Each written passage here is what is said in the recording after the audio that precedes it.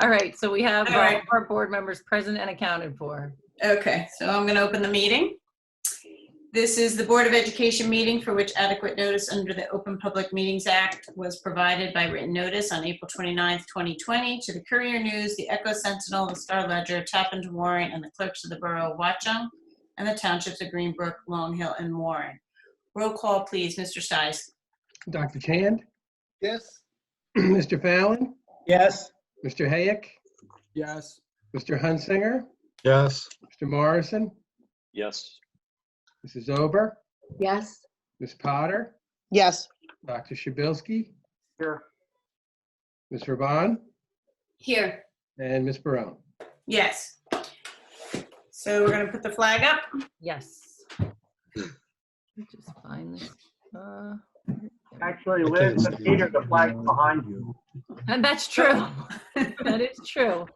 Here we go. Okay, if you could please join me, stand and join me for the Pledge of Allegiance. Whoops, hold on. Yeah, that's not YouTube yet. Okay. I pledge Pledge allegiance allegiance to the flag of the United States of America and to to the the republic for which it stands, one nation, Under God, indivisible, with liberty and justice for all.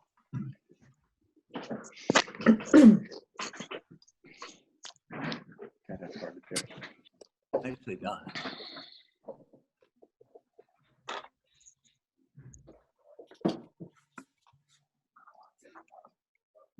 Okay, so now you're sharing your screen with the strategic plan. Yes. And should we mute and go into speaker view in order to see who's talking, or we're just gonna hear, how would that work exactly? That's what I plan on doing. As soon as we switch to it, is I will change for each of you, for the purposes of the recording, I will change my view to speaker view so that when anyone rewatches this, they'll see the presentation and they'll see the person speaking. Okay. For the board members, it's up to your personal preference how you want to arrange it. But if you want to change from gallery view to just speaker view, then whoever's speaking is who you will see in the corner of your screen. So that's just a recommendation for board members. Okay. Okay. So I need to switch now. Let's see here. Okay, so Rita, did you want to introduce Judy and Max, or would you like me to do that? If you could do that, that would be fine. Absolutely. So Judy, Dr. Judy Ferguson and Dr. Max McGee are our strategic plan consultants from HYA, who we had hired, I guess, early in the winter to start our strategic planning process. And our phase one, our engagement phase, got a little bit interrupted, but we were able to complete that despite the closure. And so they are here tonight to share the findings from that phase and to begin the board discussion. In talking with them yesterday, realizing that the presentation might take the better part of the time we have allotted, along with board questions. If we need additional time for board discussion, they had indicated that we can set up another session for them to come back so that we can make sure we have adequate time for that discussion. So don't worry tonight if it starts to get close to 7 and we haven't been able to have a robust discussion yet. Okay, so I will turn this over now to Dr. Ferguson and Dr. McGee. Well, great. Well, thank you so much, everyone. When we first talked with Mr. Stice and Superintendent Jewett back actually before winter break, our intention was to be there in person this evening. So thank you for setting aside the time and setting up the Zoom session. Hazard Young & Associates has been around for 35 years, but we've really just been working on strategic planning the last 5 years. Dr. Ferguson has done several. I've worked on a few as well. And everyone is unique. And I just, at the outset, wanted to thank the board for trusting us and also thank the larger community for engaging with us in this process. And as we go through, we'll talk about what that engagement phase would involve. But I'll tell you, we just had great feedback online, great feedback from surveys, great feedback from focus groups. And so I think as we go through tonight, what you'll see really reflects the community, reflects community engagement. Well, and we trust that as we finish with the second and third phases of the plan, it will really reflect what is best for students, best for the community, and really set a great roadmap for the next 5 years. As Dr. Jewett said, we started in January, and here it is April 14th, and we're here to report on phase one, the engagement phase tonight. Dr. Ferguson, to you. And next slide, please. We have a full report, which is much longer than this presentation will take tonight, which is will be available on your website tomorrow, I think, right, Liz?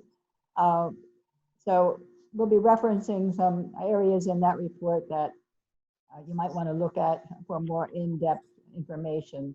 But tonight we're going to give you an overview of the process. We'll talk about the method of inquiry that we use. We were asked to look at the 2015 strategic plan and make some recommendations there. We also looked at student performance data from various places, mostly from the New Jersey School Performance Report, and from your own local reports that you do on that annually. We had a survey that was conducted online, and we'll give you those results, and we'll also give you feedback from the various feedback sessions we conducted.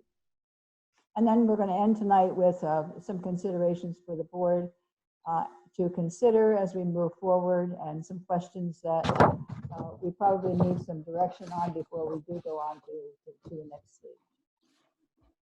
Great, thank you so much.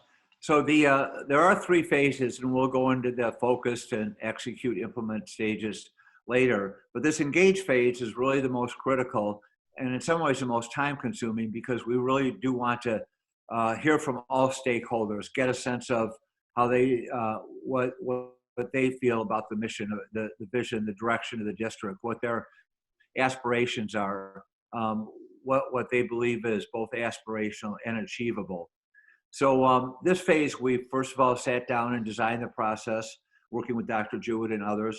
We gathered input face-to-face, online, talking, and surveys. We looked at the existing plan, we looked at data. We triangulated and synthesized all of this to discern themes and trends, which Dr. Ferguson has put in the written report. Dr. Ferguson? Okay. The engagement methods that we used, as we mentioned, we had this online survey. We had interviews that were given to administrators and board members, and then we also did focus groups, again with administrators and various constituent groups. They were determined by the school district and invited to participate in that. In order to make sure that anybody who wanted to give input was able to do so, we conducted an open forum. And then for those that weren't able to attend that, it did compete with a very major basketball game, as I recall. But the 2 nights later, Dr. McGee conducted a virtual forum from Illinois, and he talked to some members of the community, and a second virtual forum was held for anybody and and graduates and alumni who could not be part of the regular forum and wished to participate. So we did as much outreach as we could to try to give people an opportunity to participate, and we did have good input. Okay. So the first thing we looked at was the 15-20 strategic plan. And we asked people, well, what went well with that plan? What did you like about the plan? And almost universally, people talked about how favorable they thought the goals were. They were right on target. Some thought that perhaps they were a little bit, they could have a little bit more clarity to them, but generally the concepts were very, very well received. The good news is you had a series of activities that you planned, and they were in large part completed, and some were modified in some ways, but you did stay with the plan right through to the end. Progress was monitored and reported, and that's important. The superintendent and her administrative staff gave annual reports on that progress to the board, and they're available on your website as well. You aligned with your budget with your goals, which is not that you have a lot of leeway in what you can spend in a school budget, but there is a little bit of money that's available for local decision making, and we know you were that you funded the projects that you needed to fund to get the activities completed and the goals partially, if not completely, reached. And then accountability systems were implemented, and that's a very good attribute for strategic planning. People were responsible for implementing different plans, and and they were held accountable for that. The administration took hold of that, and it worked its way down through the department systems where activities were implemented on a departmental level as well. So that's the good news about that plan. We congratulate you on that. There were questions. I mean, this was your first start in strategic planning, and you really didn't even have the full 5 years by the time you approved the plan, and then we had the interruption this year. It was far less than that, so you've accomplished a lot. So there are some things that still need to be done and some questions that people raised along the way. While everybody thinks the social emotional health goal is very, very important, and everyone wants to continue it, there was a lot of question, I guess, about, well, how does one really best address the needs of students in terms of social emotional health? We can give lessons, we can have speakers, we have a special room and counseling services.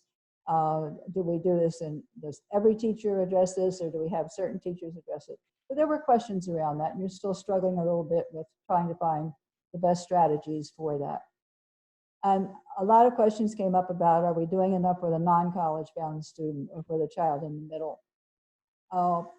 The third goal, which dealt with creative, innovative, and interdisciplinary learning, had, in particular, in the interdisciplinary aspect of it, when there's a tradition in schools that is long-standing for teachers to approach teaching through a discipline structure. There are subject areas that are, teachers are arranged by English and math and science and social studies, and they have meetings in that category. Teachers have been taught in that manner, and they were taught to teach in that manner.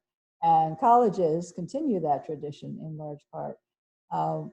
So it's very difficult to make a shift in the way you do business when you have all the pressures of college testing and longstanding traditions in place. So I think that gave people some difficulty, but there was a lot of progress made in exploring ways in which that could be done.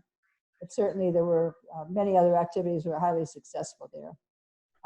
Then the question came up, well, are the goals the ones we want to keep going forward, or do we want to modify or replace some? Do we need to add to them, take away? So that's where we are with the planning process right now.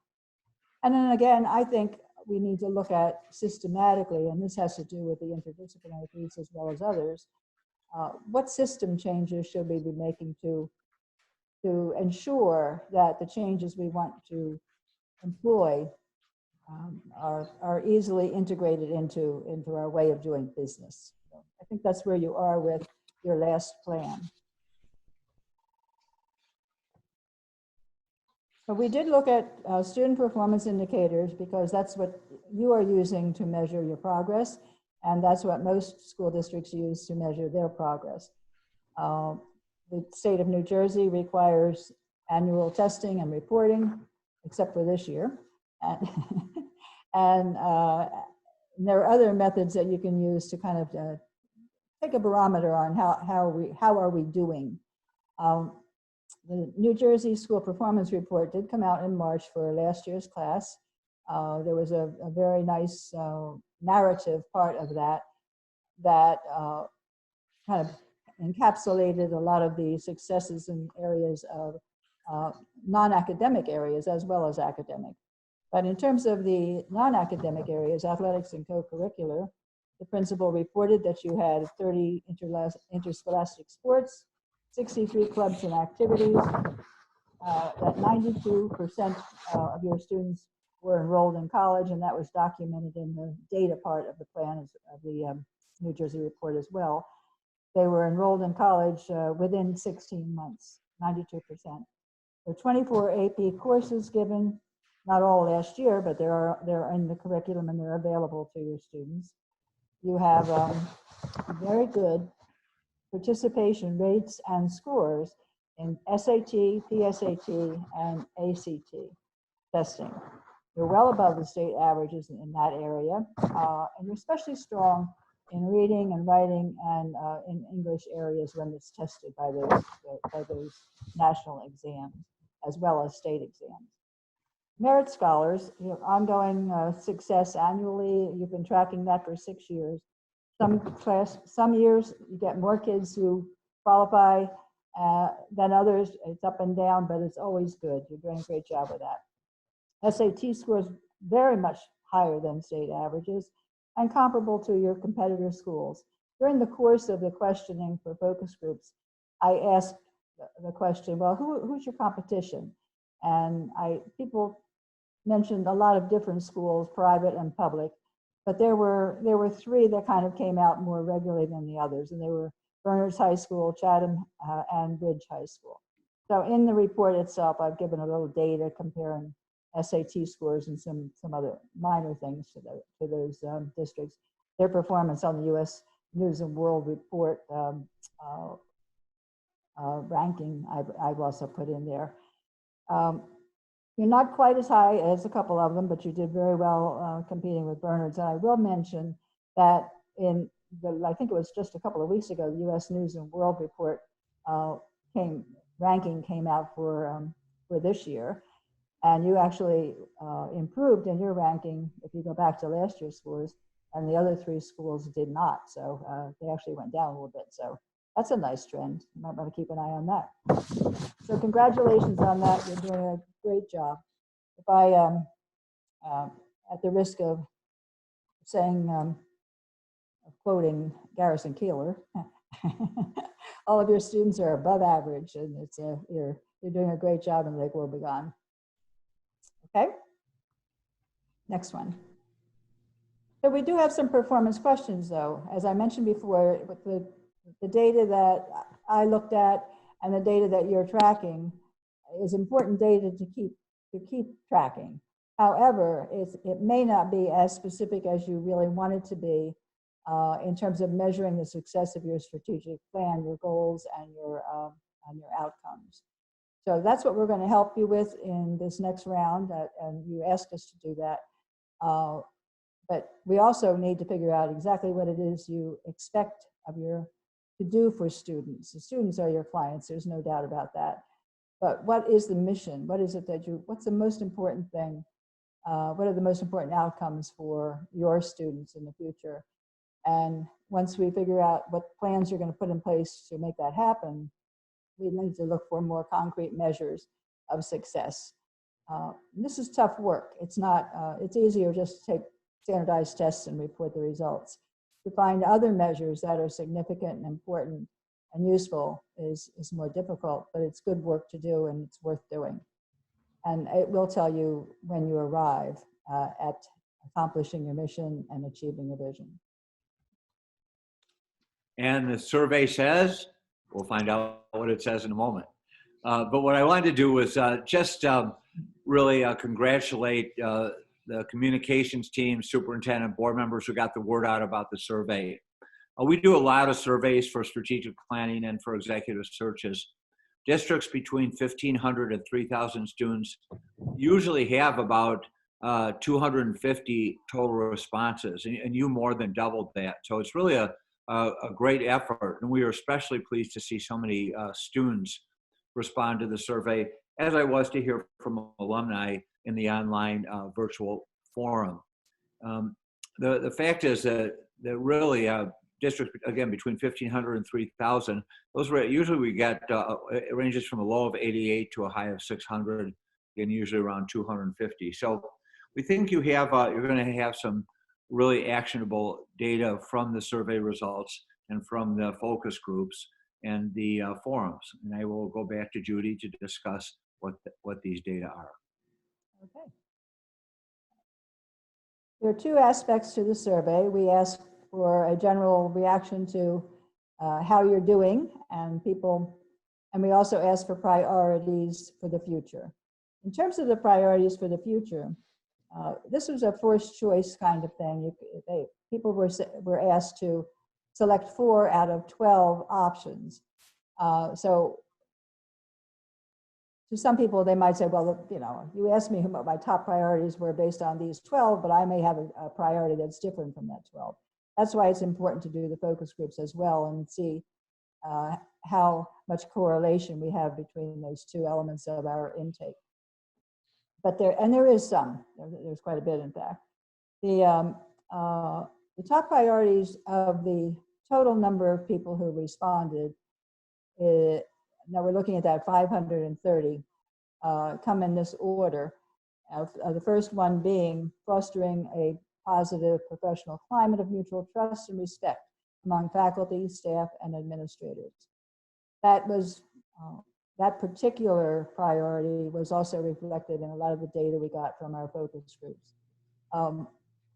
The second highest priority was recruiting, employing, and retaining effective personnel throughout the district and its schools. I will say that didn't come out as a need in any other area. In fact, that you have places where your staff is highly recognized as being totally effective. I think that probably, I'm just surmising here, I don't know for sure, but I would guess that that's probably on a priority because it's very important to do and to sustain. And people will just feel that they know how critical that is, so that was selected as a priority. It's not that you don't have them now, it's that they want to make sure you continue to do that. Understanding and being sensitive to the needs of a diverse student population, that came up as the third one, and people had no knowledge of what the definition of a diverse student population was when they answered that. So I'm not exactly sure how that was interpreted, and that would be interesting to find out a little bit more about that.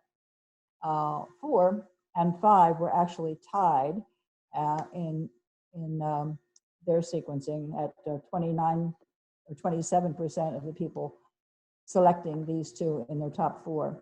A culture of high expectations for students and personnel, and integrating personalized opportunities in the educational program, which is one of your goals, by the way. So that's interesting.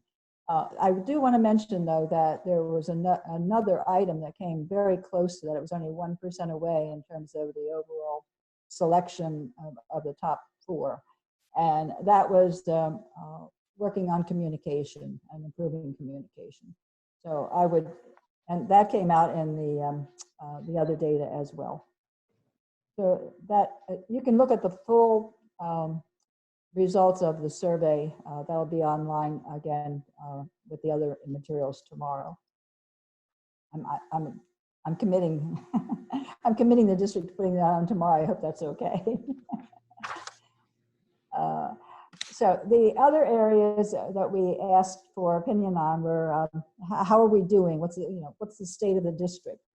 What are we doing especially well? The overall rating, there was a general question asked in the beginning about what people think the quality of the district is. How high is the quality of the district? And there were 78% rated the overall quality of the district as very high. And then these particular elements, and this comes out of a list of 20, I believe, altogether that they picked from. It's interesting, this was all pre-COVID-19, and I know you worked on technology in your first plan and made great progress in that, not knowing that how critical it would become to both teachers and students as we moved into the remote instruction. But 2 items for technology landed in the top 5 areas of agreement, that it's integrated into the classroom and that its infrastructure is sufficient to support 21st century learning. So people feel you're making good progress on that, and it's a strength. The district is safe came out as the second highest area of agreement. And that's really good news, because I think that's probably higher than most districts, that people feel very safe in the school. And you do have a great security system, but it's more than just the security system. It's also the way they're made to feel by the adults who are in the building. Having high standards, no surprise there. You do have high standards, and people agreed with that. You have good facilities.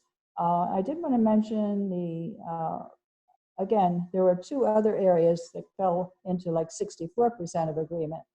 And that was that you hire effective staff, which is what I was saying in the earlier slide. The other was that students are on track for college and careers. So, you got a 64% agreement on that. So that's the top areas of agreement on the how are we doing state of the district question part of it. Okay, let's go into the discussion groups that we had. These were held over about 3 weeks, I think, and we had numerous opportunities and sessions to meet with people and talk to people. I conducted 16 individual interviews. That was with the Board of Education members, business administrators, superintendent, new high school principal, and 3 directors. Then there were focus groups that were held for invited members of various groups that were selected by the board and the superintendent, who they felt were representative of the various constituents that you have, internal and external. Internally, we met with all administrators, a group of students, nice group of, a mixed group of students, different grade levels and different backgrounds, and I ran out of time talking to them. They had to go back to class, so we didn't finish our full discussion, but it was a wonderful discussion. Met with a parent group, and a lot of intake from the regional representatives. There were meetings with the superintendents, the middle school principals, and the special education directors. Then in addition, we had actually 4 open forums, if you want to count the 2 virtual, no, 3, that's right. The 2 virtual and 1 in-person open forum. I counted 96 people who were discussed with, who came to those events and who offered their opinions. So I think that's an excellent showing of a representative constituents. So what did we look at? The main things, strengths, again, just as the survey, strengths and areas of need so that we can guide the next plan. There were universal agreement on these strengths. Everyone, if we had a chart, it was almost, I would say 100% said something wonderful about your teachers. It wasn't always the same words, but it was always good words. Often I heard words like caring, professional, committed to their work. Students, again, students didn't say this but about themselves, but others all did, saying how wonderful your student body is. They described your students as motivated, talented, engaged in learning. And the word I heard very frequently was kind. I think that's a wonderful attribute. The third area of agreement was that you have a wonderful curriculum. It's very expansive. It's got a large number of options and opportunities for students and serving a wide range of their needs and interests. And the fourth is that the co-curricular programs are extensive, that students can pursue interests and talents in a broad array of options, athletics, clubs, activities, competitions. So that's something to be really proud of. I think you're doing a great job in terms of those strengths for sure. Now, when we ask about current issues, and we ask it in different ways, and it came out in different questions, but there were several that really are a reflection of things not new necessarily, but things you're working on and that people feel you have to continue. There are a couple of areas that are not in your current plan that were expressed. One of them being the enrollment changes. A lot of people talked about the declining enrollment and the changing demographics of that are either coming now or are likely to come in the near future, and planning for those, planning in terms of getting ready for that. A lot of the other, I think school climate, culture, and spirit is probably new in large part. The rest of them are really reflected in some way in your current plan. So I would say they are issues or they're current issues that you already started work on and you need to continue because you're not there yet. And they deal with things like course the rigor, more the consistency of rigor across disciplines and even within disciplines. Grading practices, GPA, student access to courses, course levels, and all of those things. I put them all under the area of curriculum. They all came out in different places and discussions. Diversity, you're working on that now. That came out again as a standing issue. And I use the term child in the middle for the third one. That's an old term that goes way back in my history as a school administrator. My days in Princeton in the 1980s, when we first started talking about taking care of the needs of the child in the middle. The child in the middle can be different things to different people, but I heard people concerned about the child we're talking about high school students, I won't call them a child, but the high school students who aren't your top achieving kids. They may not be going to top tier colleges. Some of them may be going to college, some may be going into the world of work, some may be underachieving, they may be a whole host of things, but there's a felt need in your constituent groups that you are doing many things for them now as part of your current plan, but it's not sufficient and it needs to be continued. The social emotional health obviously is still something to work on, and people feel it's very important. You got accolades for doing good work in improving the articulation, especially from your elementary folks. They think you've done a really good job at improving articulation with the elementary districts, and working on the student transition, but they still feel that there's more that can be done there so that when 8th graders arrive on the steps of the high school for the first day, they feel like they can comfortably arrive and integrate easily into the high school. I mentioned before the climate, culture, and spirit. High school students talked a lot about wanting to improve the spirit, school spirit.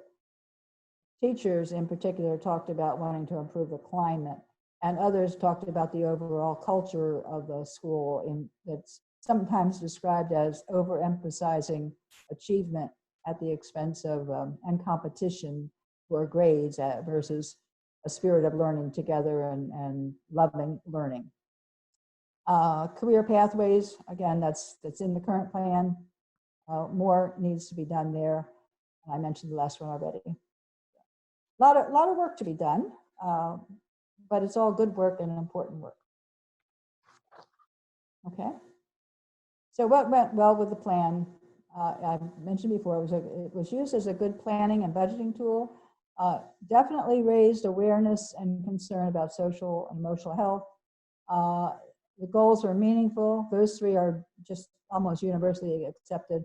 There was also mentioned in various ways that there's a beginning, and that's why I use the word increased collaboration among teachers.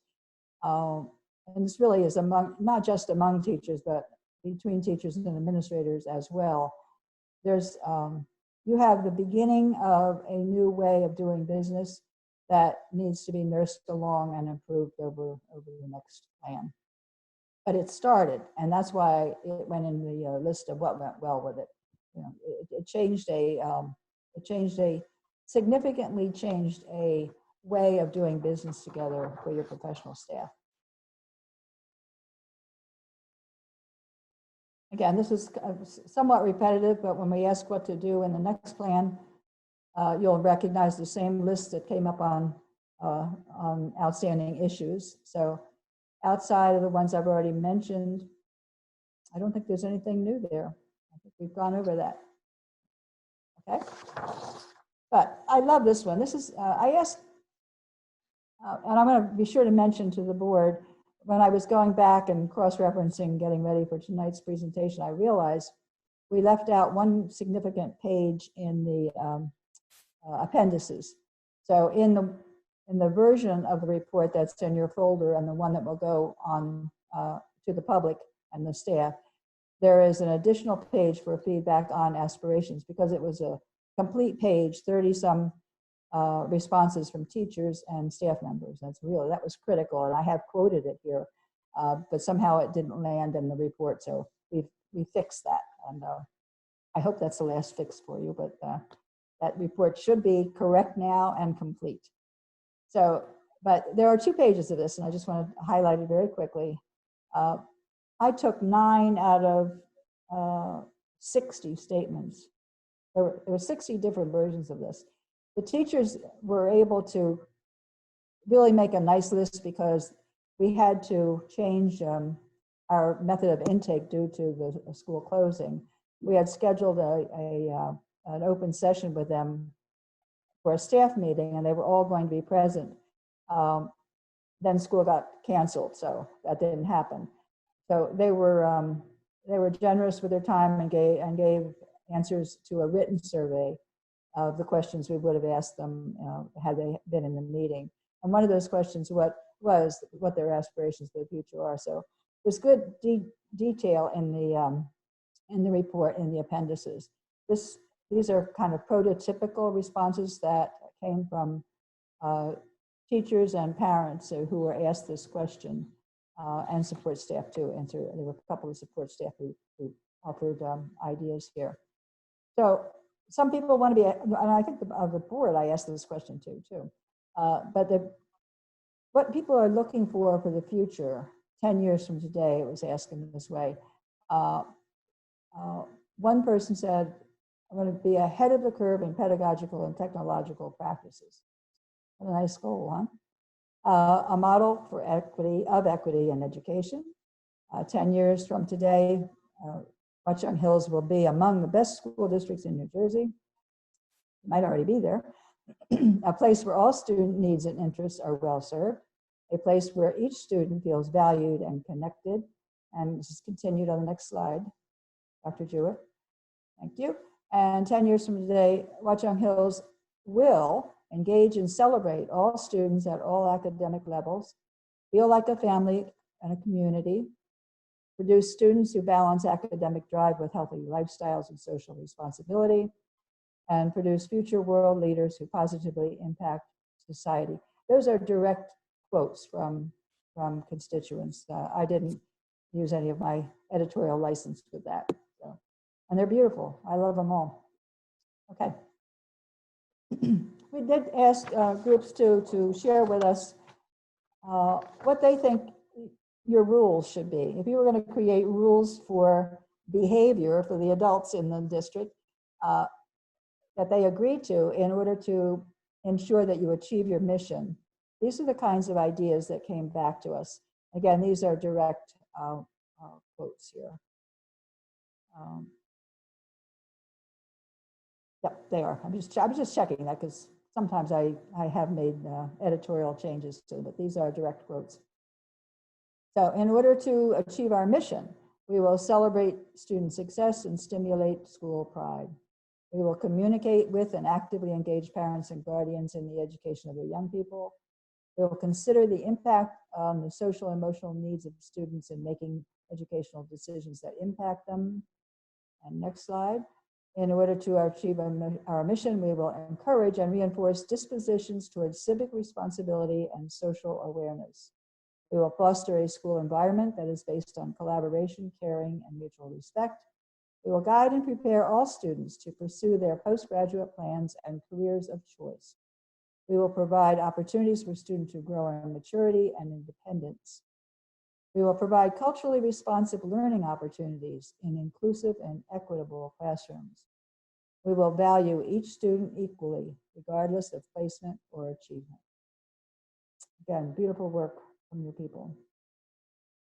Okay, the One additional area we did ask for feedback on has to do with building a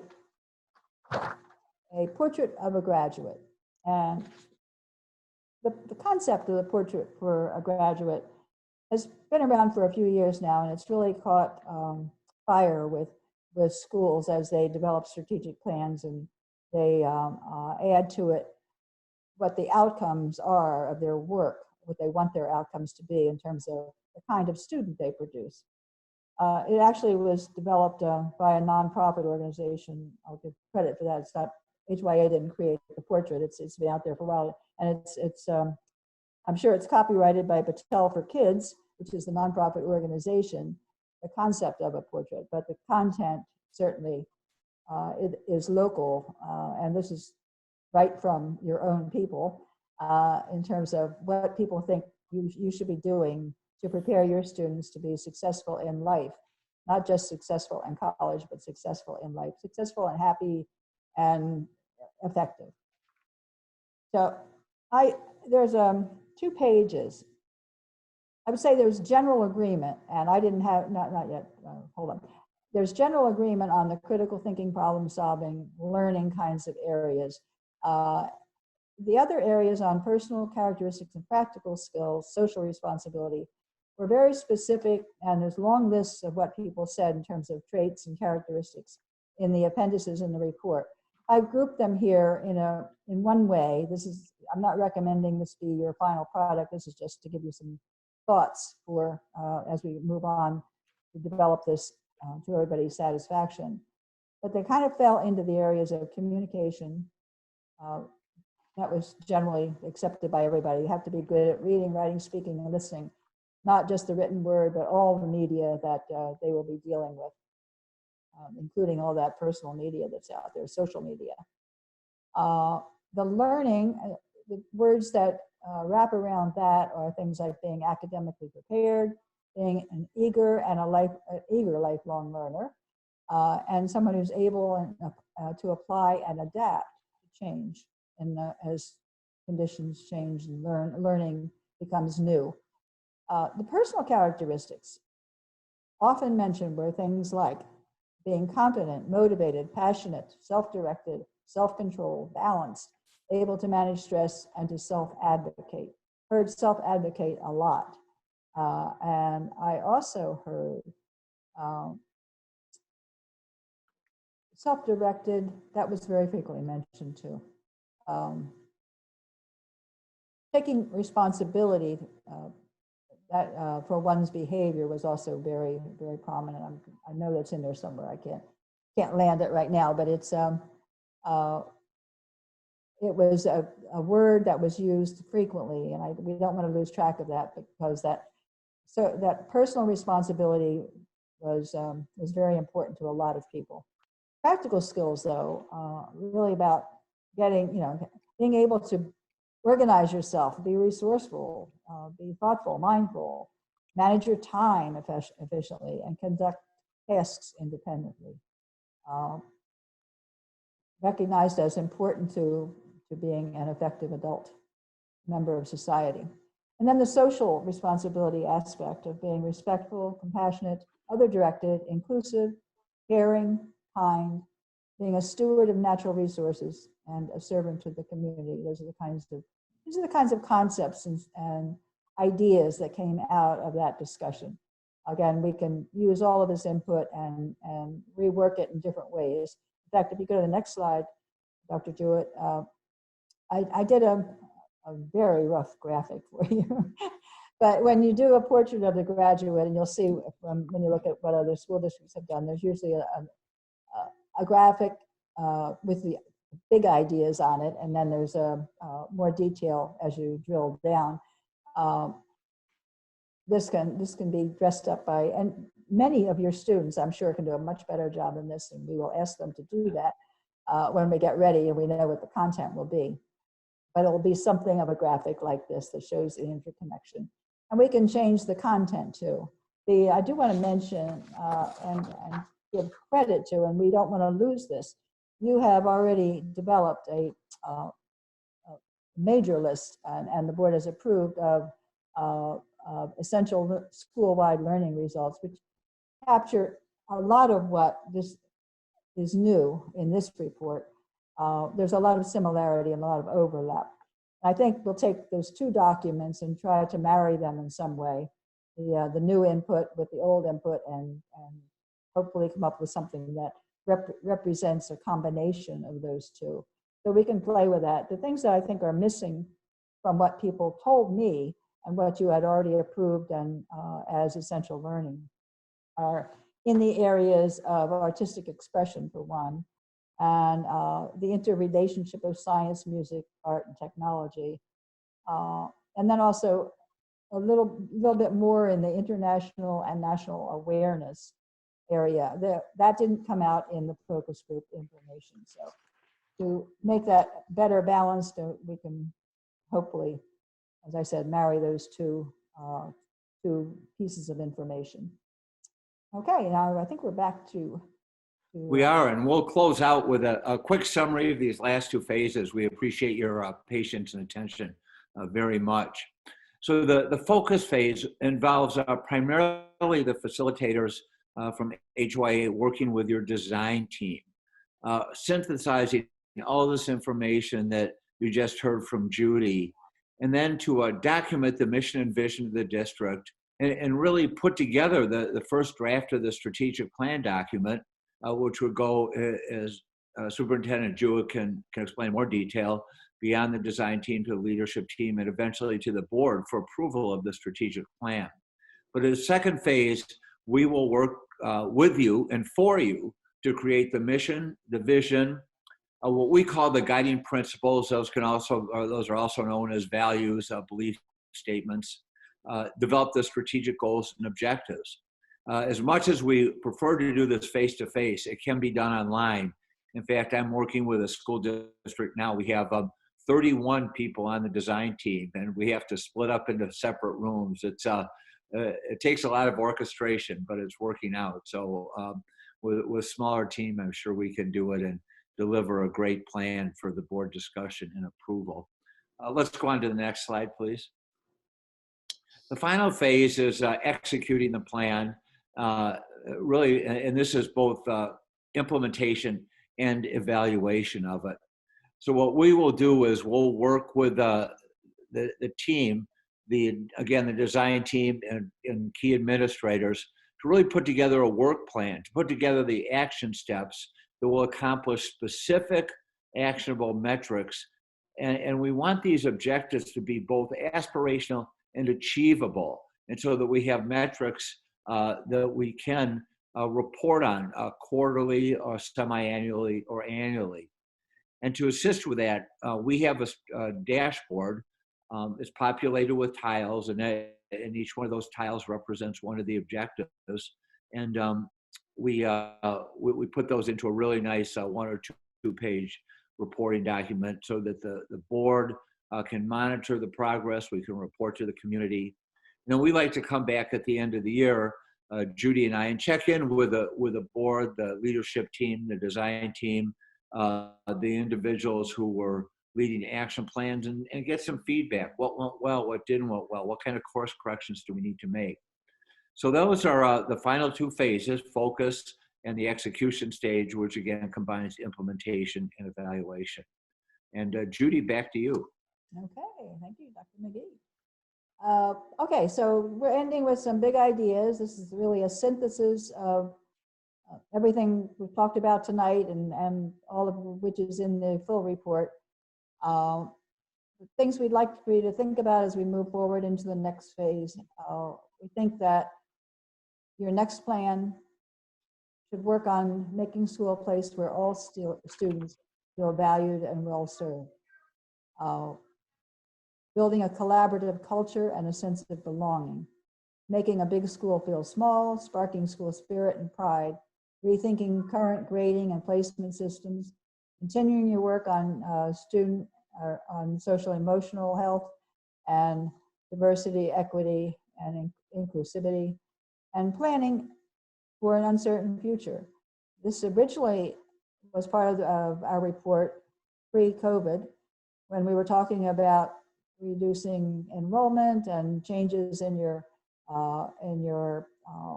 student population, and now you have so much more of an uncertain future. It certainly is something that you'll want to consider as you move forward into your next plan. And what is it that we need to do to make sure that we're ready, to the extent that anybody can be ready for an interruption in our routines. Okay. So we would like, before we go into the focus phase, to know from you which of the two styles that I gave the board in the last page of the report. There are a couple of different styles one can pick for doing a mission. We'd like to have a little direction on that. And obviously, it's the board's responsibility to establish goals for the district with input from the administrators. And when you're ready to do that, it's best to get that done before we start the focus phase as well. And we should talk about the timing of whether we should move ahead. As Dr. McGee said, we could certainly do with the next phase electronically if the board wishes to do that, but that's really your call. But in any timeline that we pick, we need to plan into that a process for checking in with the board and constituents before the plan gets finalized and approved by the board. Okay. Okay, I think that concludes our report. Thank you for your attention. Although you're all muted, so I don't really know whether you were paying attention. All right, Liz, so you're going to take this down or what? Yeah, so I'll, We have 5 minutes before exec, so I guess we could handle this. We can maybe ask a couple questions, or maybe we can kind of have an idea of just talk about timeline in terms of coming back and understanding what the board needs to come back with in terms of questions, like what their role is in the next step in terms of direction on the mission style and goals for 2020 plan and how that's going to unfold. Maybe that's the best thing to do, and then set up another meeting so we can ask more questions. yeah, and Bob has his hand raised, so if you want to see what comments or questions he has, but I do think setting aside time, based on Judy and Max's availability, either at our next meeting Yeah, We'll be available. discussion, that would be great. yeah, because I think we could use like a full hour of discussion, probably, at least. That's what we thought too. Yeah. All right, so Bob, if you have a quick question. I do have one question. Could you hear me? Naresh, hold on, Bob. I think Rita just called on Bob. He had a No, I withdraw my question. I think my comment, Okay. it was really, that was a wonderful presentation. I've got a million questions. Yeah, And we've right. got- Right. Naresh, do you have a quick question? Because otherwise I just kind of want to talk about. I do have a quick question on slide 11. Oh, sorry, I just stopped sharing. It's okay. The slide 11 was the survey results, Slide And Survey results? yeah. And the score varies from 60 to 80. So my question was, why was it not 100? What was missing there? Did the survey suggest that? What was missing? Why did the rank is like 60 or 70? I don't remember the exact numbers. It was the percentage of who agreed with there was a Likert scale of strongly agree, and I'm not sure, what the other pieces were, but so the percentage in that column is the percent of respondents who selected either agree or strongly agree. So you would suspect that the delta of that is people who didn't, either were neutral or didn't agree, right? Exactly. Correct. Mm-hmm. So they didn't agree. Was there any space for them to write? Why did they agree? No. Okay. Okay, so our next meeting is May. 19th, I believe. Right? Okay. Today's the 5th. So And would we want to try to do a 6 o'clock again for the discussion? Does that make sense? Does everybody think that makes sense? That works for me. Me too. Works for me. Okay. Yeah. So if we do that, Works and for me. then in terms of direction on the mission style and goals for 2020 plan, do you think we have to like have the discussion first and then we'll understand more about what our roles are in that? Does that make sense? I think that would, from our perspective at HYA, I think that's a good idea. Okay. And so Yeah, by have the the end of discussion that first, hour, and- 'cause I don't know and- that I understand what the direction on the mission style and the goals are, like our roles exactly what they are. So I'm hoping out of the next hour, when we talk, we'll all have a better idea of like where we go from here before we get to the focus stage. Right. Okay, good. I have a quick question. Sure. When we talked about the process, we talked about executing or implementing that University of Pennsylvania questionnaire that was more detailed, and there was going to be a group of staff members and students who are selecting which questions. And I mean, this questionnaire was, that 80,000 foot. This one was going to give us a lot better and clearer direction. Where are we with that? Well, I think the plan was for that to be part of the actual plan, that rather than that being something we're doing now, that's actually going to be part of one of the goals of the plan, is to do that recurring on an annual basis. Yeah. And it was going to be, I believe it was going to be part of phase 2 that we discussed. Well, you know what? Yes and no. We had talked about potentially trying to start it this spring. But obviously the timing for that is a little bit, got changed a little bit. So I can reach out to the consultant again to talk about if it's feasible to do it before school reopens, or if we're better off waiting till, that's something we can actually do in the fall.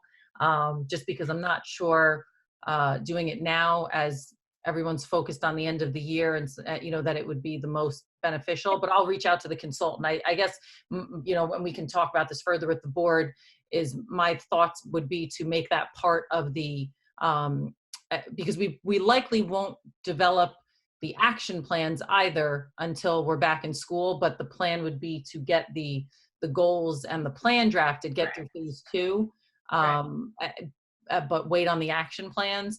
And so that would be part of the action planning process.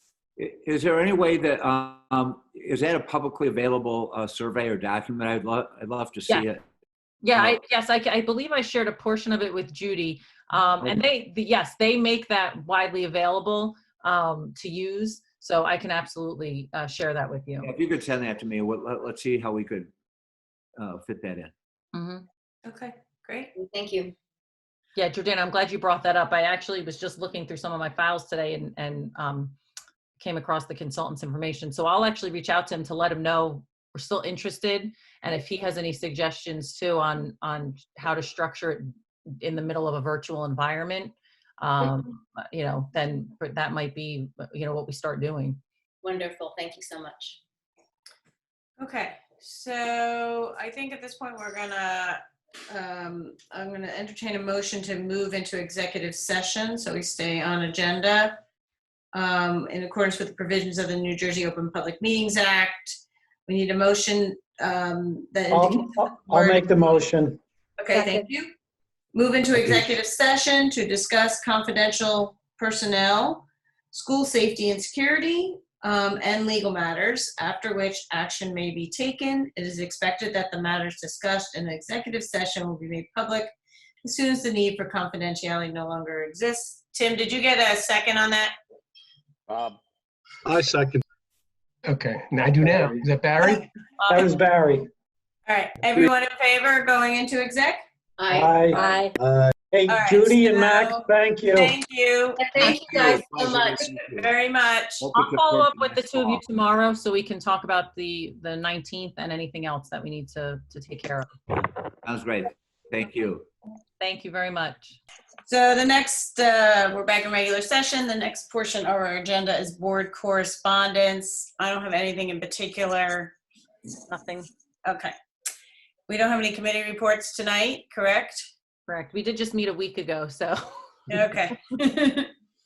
So now is the first opportunity for public comment. The first public comment period is limited to agenda items only for this meeting. The second public comment period is open to any topic. All comments are limited to 5 minutes. If you have a comment, use your raise your hand function and We will recognize you, and please state your name and where you are from.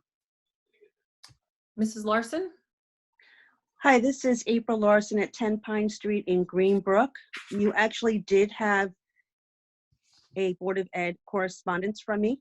I wrote to not only the principal, but to the president of the board asking about the digital books. Right. When it's responded to by the principal already, I don't consider that correspondence where I needed to present that to the entire board and public. But yes, that's what happened, and he responded back to you. He responded back to me saying that you were looking into the books, but Right. not with a date from 3 weeks ago when I first asked about it. Okay, so I guess the superintendent can follow up with the principal and we can find out what's going on there. Yeah, the English supervisor would be the best person to be able to answer that question. I know that we have an order for those, so I will ask one of them to reach out to you with the response. Thank you.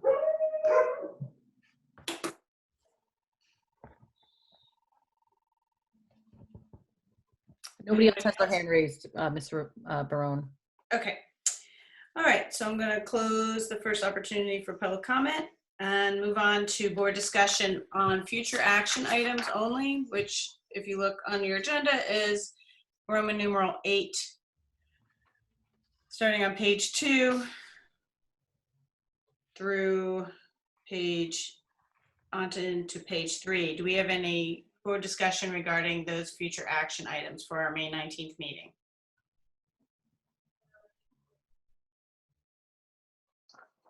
No. No, nothing. Okay. Tim, I just have one question on number 3. Under D3. Mm-hmm. Is that normally you do that? Or that's not in response to any like legislative agenda that you think is coming up, right? No, that's a normal Okay. tax levy request. It's just a schedule for next year. Okay. That should be, it's going to be a little more interesting, I think, but we'll see. All right. Okay, so if we have no other discussion on the future action items, we can move on to the action items. Okay, Rita, can I just Sure. add Yep. a couple of things? Yep. One is that we are having an operations committee meeting. Sue Over did reach out. There was some commentary on our current year budget and things that, some savings we have and things that we have to spend and whatnot. So we're going to set up an operations committee meeting next week to go through those items. So Okay. the operation committee is fully aware of what's going on in this year's budget.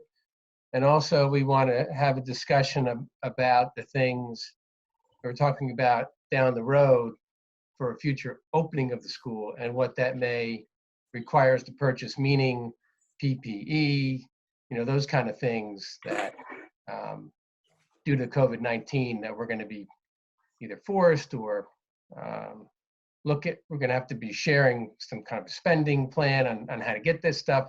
So those are the things we're starting to look at. Okay. So sort of like the same way in all ways when we're talking about reopening, the operations committee will talk about the financial issues that can come up with reopening, essentially. Correct. And the impact on state aid and lots of good stuff. Yep. Okay. The other thing I just wanted to mention is that I had a phone conversation this morning with the mayor of Watchung Borough, as did Dr. Jewett, and they did invite us to come to their public meeting tomorrow. So just want to make this mention, particularly to the Watchung Borough board members. If you would like to come, it is a public meeting. I think they just had a couple of questions on the budget. Is that an in-person meeting or a Zoom meeting? It's not a Zoom meeting. It's something similar to that. It's not an in-person meeting for sure. It's just a conference call. Yeah, a little different. It's a go-to meetings. Go-to meeting, yeah. Oh, okay. Yep. So I'll send the board what they sent me. If you wish to come, so be it. if you have other plans, like the school board's meeting, attend that. Thanks, Tim. Okay. Susan, did you want to say something? Yeah, I had my hand raised. Sorry. Yeah, what I had reached out to Tim about was, I feel like there are a lot of questions about the fact that we're not physically at school, what cost savings are associated with that, and how can those monies be handled? Can they be rolled over to next year? So I don't know if that's part of the thing that is going to be discussed at the Watchung meeting tomorrow, but I think that's what a lot of our constituents are curious about. Yeah, Susan, not tomorrow. Tomorrow is, I think they're just going to be asking budget questions and shared service opportunities. That's really what the rest of the conversation was today. So, I mean, they're looking at our budget and the impact on taxes and for the Watchung resident and any kind of shared services we can do with all this going on. The thing that I mentioned before, the thing that you mentioned, that those things are going to be discussed with our operations committee. No, I know that. I just thought, because then you transitioned into saying you're also talking about what sort of costs will be associated with what extraordinary costs will be associated with reopening. Right. And so I think just the big question is, what savings were there this year and how can they be used next year? Or what happens to them? And that's what we'll tackle next week with the operations, because it's complex. There's a lot of moving parts. Rita, Bob has his hand raised as well. Bob? And to Tim, the fact you mentioned that you're going to be talking about, shared services tomorrow night, with that being opening to discuss their participation in a study across the districts, which has been kicked around, for the past, I don't know how long we've been kicking it around. So 18 months. You mean with the borough? I mean, at least to raise the issue that there's an opportunity to participate in a kind of community-wide regionalized study that, that may provide us some greater insight, not only to the potential for just the outright regionalization, but there may be incremental steps that are revealed in that kind of study as well that would lead to, some additional shared services opportunities. But in order to do that, everyone has to be on board. And, I think that this kind of got swept away with the wave of COVID that came in, but any opportunity to at least try to revisit it, it may be worth at least asking the question, unless that creates other issues that we don't want to create. So, well, I think this is their meeting, Bob. I think we're an invited guest, and I think we're going to answer questions. I mean, if they bring it up, I don't like going to their meetings and bringing up new things for them. But I mean, if they have questions, you had mentioned that they were asking about shared services, right? In relation to COVID-19, I'm sorry. It was they were looking at shared services for maybe participation with buying PPE. I mean, they brought up is a UV lighting, which that was a new one on me, quite frankly. But that kind of stuff is what they were talking about. Okay, thank you. But following up on Bob's point, I mean, really, all you really have to say to the township committee or the borough committee, excuse me, is that we're looking to talk to the boards of education, including theirs, about getting together on asking for a regional study. And that may be enough just to get a couple of them to call a couple of their Board of Ed members and say, we think this is a good idea. And I think that's all Bob's looking for. I will defer to my superintendent. That might be I'd be happy to say. That might be something for the Watchung board members to. Yeah, that's what my thought was. Barry, if you're going to go, or Freddie, like, if there's an opening, is what Bob's saying, is if they start talking about shared services, you can be like, yeah, shared services. That's what I think Bob is trying to say. Just sort of I'm assuming it's slip it in there. It's actually a go-to meeting. I don't believe there's any okay. video component to it. It's just there's a phone call and number that you can either dial in from your computer or your phone. Yeah, I'll Yeah, participate. I can harass them just as good as anybody. Okay, good job, Barry.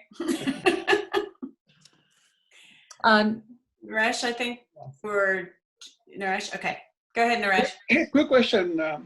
Since our buses are not operating, is it possible to suspend the insurance and save some money? No, it's not. There's been discussion, Naresh, on us getting a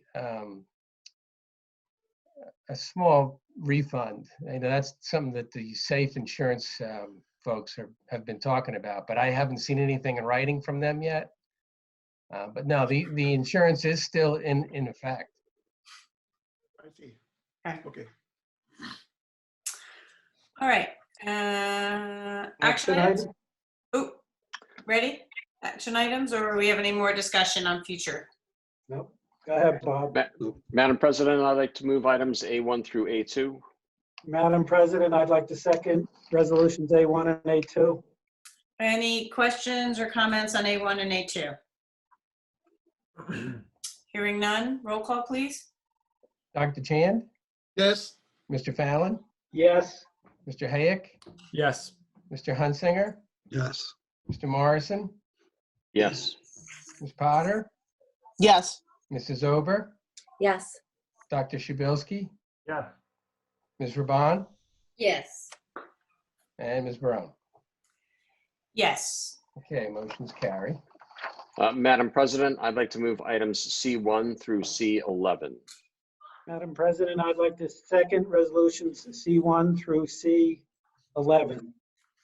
Any questions or comments on C1 through C11, which we had discussed previously in executive session? Hearing none. Seeing none, roll call, please. Dr. Chand? Yes. Mr. Fallon? Yes. Mr. Hayek? Yes. Mr. Hunsinger? Yes. Mr. Morrison? Yes. Mrs. Ober? Yes. Ms. Potter? Yes. Dr. Shabilsky? Yeah. Ms. Raban? Yes. And Ms. Barone? Yes. Motion's carry. Madam President, I'd like to move items D1 and D2. Madam President, I'd like to second resolutions D1 and D2. Any questions or comments on D1 or D2? Naresh has a question. I had a question and comment regarding the extension of the warranty on these laptops. So how much was when you buy the laptops for a school like this is supposed to be like an enterprise type device, and they give extended warranty to begin with, right? 3 years or something like this. I mean, at my employer's place, every time we bought a laptop, the minimum warranty was 3 years always. So what's the situation when the school buys the laptops? How much warranty comes initially? Yeah, we usually get 3 to 4 years. I thought it was 3, but I'll double check on that. Usually and then 3. we have a 2-year extension. This is that 2-year extension. And But this if you buy the is for the warranty, teacher laptops. This is not for the student Chromebooks. Just to Not the be- Chromebooks. no, I understand. But if you buy the extension from the manufacturer themselves, I think it could be cheaper, right? In the beginning, you're Lenovo- talking about, right? Yeah, Lenovo computer, right? If you ask the manufacturer, as opposed to going through SHI International. Because Yeah, well, Naresh, this is a program we used it's called a self-maintainer, which is supposed to be lower cost. When we did this back in November, the cost was less than half of what this is. It was on 75 older computers. Right, but they made a mistake at the time. There was a mistake, so this is a little high, and we were kind of caught off guard, and we had a very lengthy conversation with them, and I explained to them, look, the board's going to look at this, and they're not going to be happy. And explained also to them that they're going to say, and maybe I'm wrong on this one, well, maybe it's time to look for a different manufacturer or a different company. So the company knew this going into this conversation, and I'm kind of I can go without warranties, which would not be recommended. Anthony would not recommend that. And so I really kind of need to extend these. I think But what the warranty includes, the hardware or software or both? it's a self-maintainer, so this is particularly the hardware. It's not really the software. But do we really use the warranty? Because I never use the warranty, you know. I mean, that computer either lasts or they die, you know. My IT guys swear on them. I Yeah, swear and by, if yes. our IT guys are recommending it, I don't think our personal experience, because I never use the warranties either, but I don't think it's really relevant to the decision on doing No, the this. point is that. No, they do. Point is that, Tim, if the computer dies, will this company replace the computer or fix it? Or No, they'll say the idea is it'll keep that, it'll guarantee we're gonna have that computer for those 2 years. Okay. Yeah, so The that problem buying- is the value of it. It extends the life to that computer for sure. Sometimes when you buy a warranty extension, when the computer's new, they'll run it concurrently for part of the thing. So you really lose time by buying it up front. There's a window where you can buy it and actually get 2 additional years. Okay. I think that's all the questions, Rita. All right, so do we have a roll call then on D1 and D2? Dr. Chan, yes. Mr. Fallon, Yes. Mr. Hayek, Yes. Mr. Hunsinger, Yes. Mr. Morrison, Yes. Ms. Potter, Yes. Mrs. Ober, Yes. Dr. Shabilsky, Yeah. Ms. Ravan, Yes. and Ms. Barone. Yes. Motion's carry. We're now up to our second opportunity for public comment. Again, if anyone in the public has a comment, please raise your hand and we will recognize you.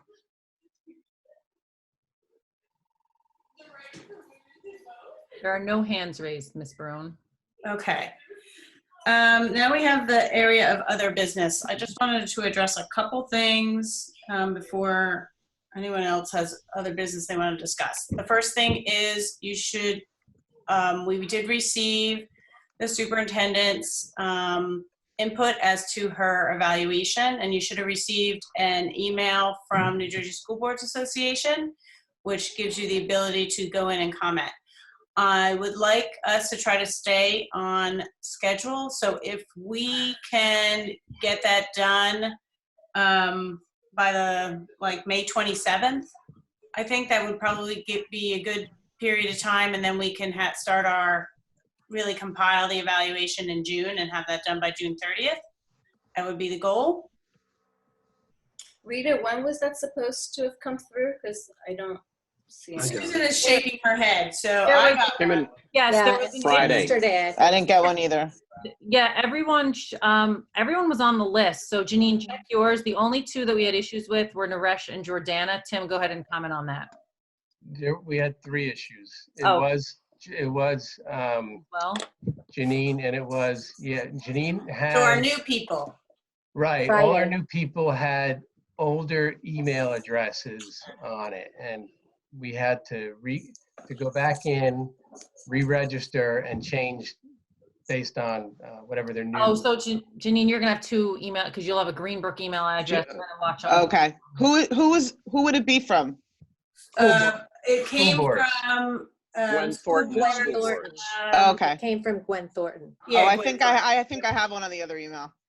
Right, it should have been sent out hopefully on Sunday or. May 1st. May 1st, I got Friday. it in the Got it other one. Friday. Yeah.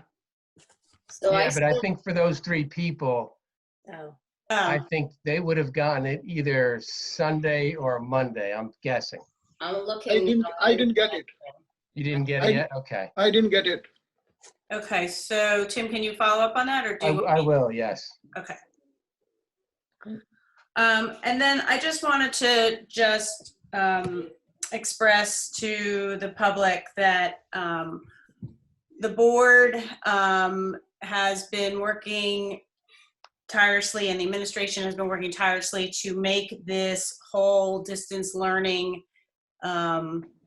experiment that we are in as productive, efficient, and seamless as possible in terms of providing authentic education and having our students academically progress in an environment that is certainly not what everybody is used to. You know, when I was thinking about what to say, I had had the opportunity to review one of the videos that we got from the English teachers, where they were setting forth the Maya Angelou poem, and they did it all like in pieces, I Rise. And it brought tears to my eyes, because that shows me, and I think if anybody hasn't seen that, they should look at it, how committed our teachers are to this process and to helping the students. The public should know that the board is 100% supportive of what our teachers and our staff and administration is doing here. We've been using an asynchronous learning approach, and we've been doing it in multiple phases.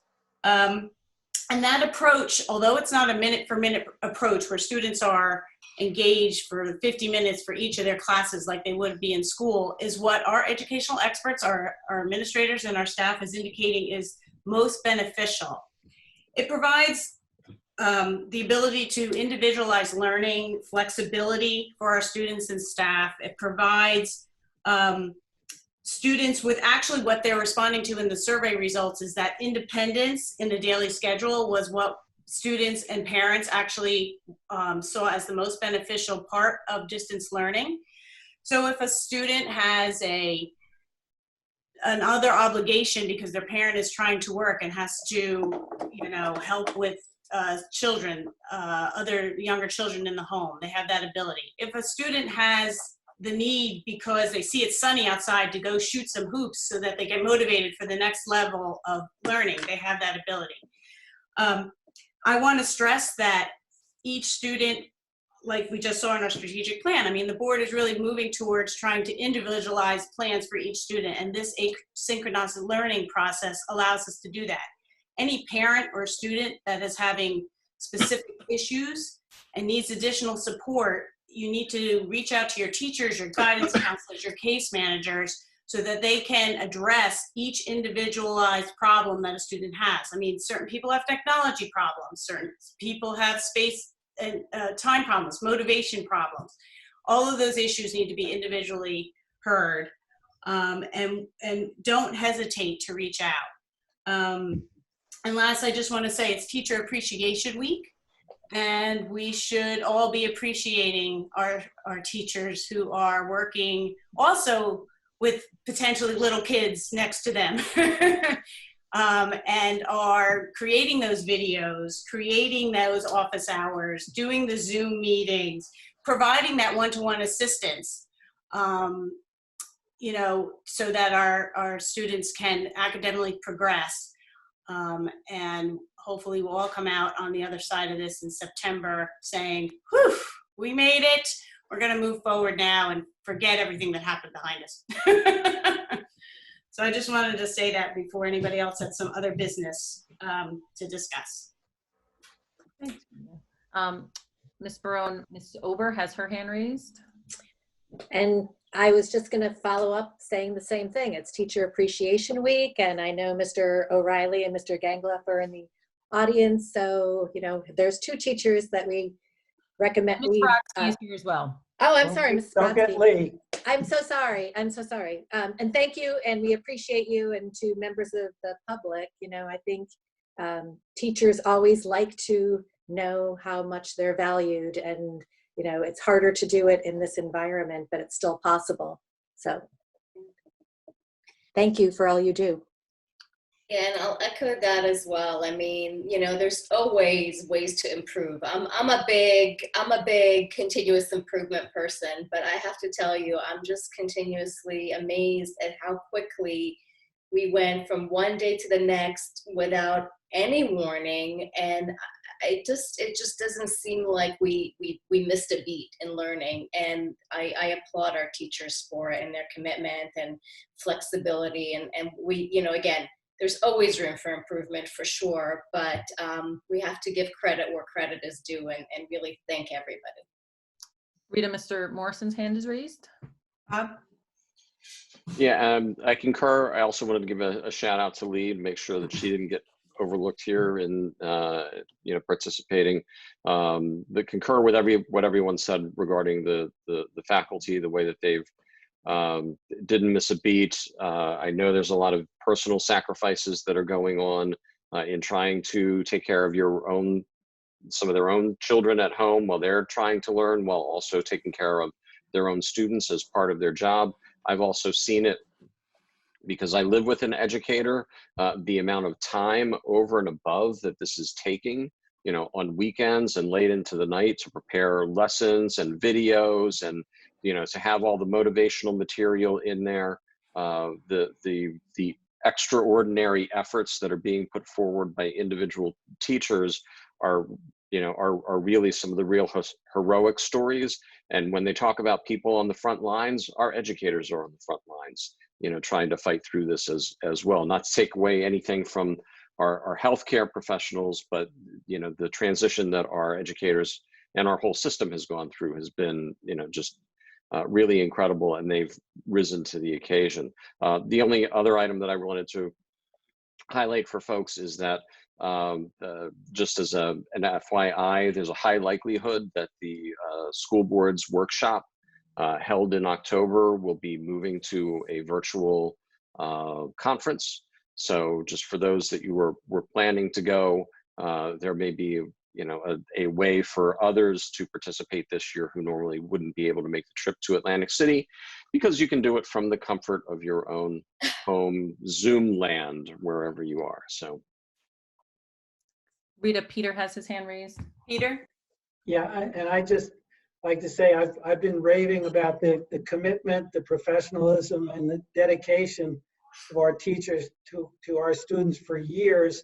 And I just hope that Lee and Greg and Mike will take back to the rest of the teachers that it's not only the board that is so impressed with them, but as they also saw from the survey results, from our strategic plan presentation tonight, it's the entire community recognizes their professionalism and how dedicated they are to our students. And I really hope you will communicate that to your colleagues. I'm sorry, did I raise my hand? I just want to say on behalf of the WHREA. Can you just, Rita, if it's okay with you, Greg, can you just state, in case anyone's not sure who you are? Yes. Absolutely. I couldn't actually raise my hand on the feature. My name is Greg O'Reilly. I'm president of WHREA. I just want to say on behalf of the association, all the teachers and faculty, thank you for your kind thoughts and well wishes on Teacher Appreciation Week. We really do appreciate it, and especially the specific shout out to the English department, the great video that they put together. It was really inspiring. Rita, I have two quick things. Yep. Unless anybody else has any other business they wanted to bring up. Thank you to our teachers, that's all. Okay. And I concur. I sent a note to the staff this morning. It's hard not to be able to, see them in person and do some special things for them this week. But what we're doing right now, any plan we have obviously would not be possible without the staff and the commitment of our staff. And I really do continue to be amazed by them every day. And I truly feel fortunate to work within the school community that I do. And I am every day thankful for the staff that we have. And, we're celebrating Mothers this weekend as well. And I feel like our staff treats our students as if they were their own children in many ways. We're very fortunate to be part of this community. And just an update to the earlier question about the digital books. I know, Mrs. Larson, you said you had emailed Mr. LeBrere, I believe, on Friday, and he had indicated that information will be in his update to parents this week, which I know he had responded to you. So if you look for the parent update this week, that information will be in there. And that's all I have. Okay. All right. Do I have a motion to adjourn? So moved. Second. All right. Thank you all. We'll see you Thank in a you. couple weeks. Thanks, everyone. Good night. Bye. Stay safe, Thank everybody. you. Good night, everybody.